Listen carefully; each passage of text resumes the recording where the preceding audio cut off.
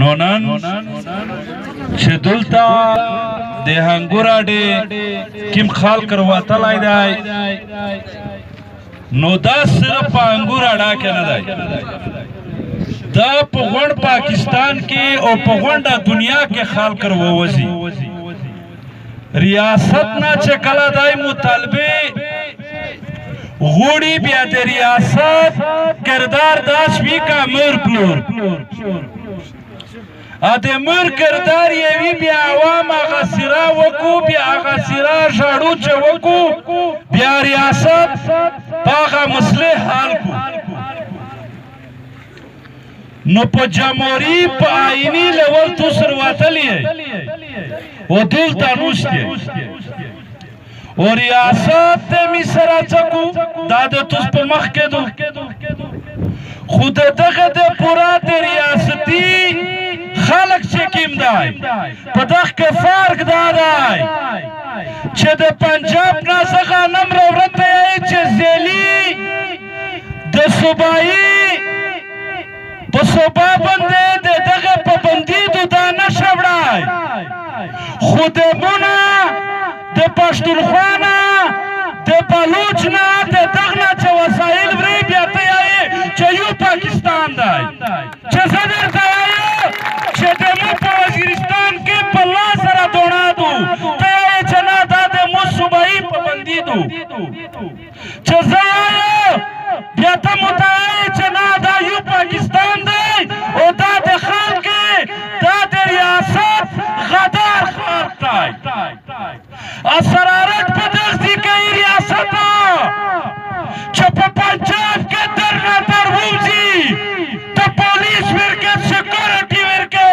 چې دا خاص ته چې نقصان نه ورسي او د مو چارمین کارمین میچر په حفاظ باندې متبادل یار و پابندرت خامخا زور کو د مو په آئیني په جمهوري حال کې د منایي وړ چې د فایر وکړو نو د دغه زماور دا ریاست دی او هغه ریاست دی چې د دغه د انکوایري وشي که د میږو لاس چیرې غیر قانوني حرکت کړی وي آیا نن دا سیاسي خلک کرتا دغه غوړ خلک کرتا چې دلته ته فایر کوې نفرت پلاوي د ریاست د مور کردار وي او د زونه د دمخور جوړ کړی دی چې در نږدې کېږه ته مې ولې وی چې په مړه مړه اوښکې ژاړې راته ووایه ته غواړې لعنت وي در باندې خپل حق په ژړه غواړې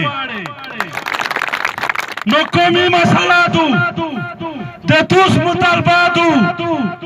د تورخم په باډر باندې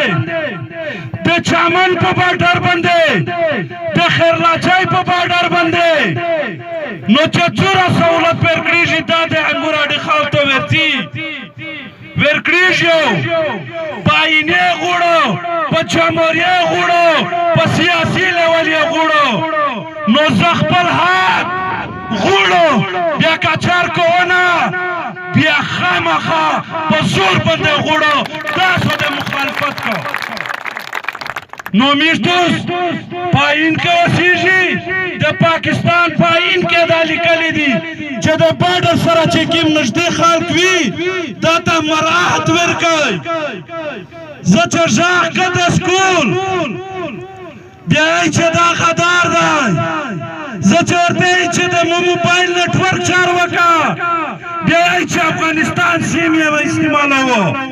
لعنت وي چې ته یې په دغه کې د افغانستان سیم خو د تو میچر استعمالوي د تو کارنیل یې استعمالوي د تو د ادارې مخ ورکشي چې په دغه کې ته یې په دغه کې په دا خلک باندې غدارۍ احسان لګوې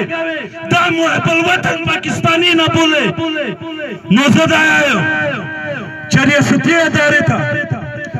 دا د سیاسي خلک همیشه د پوره دا زده کوي چې محب الوطن پاکستاني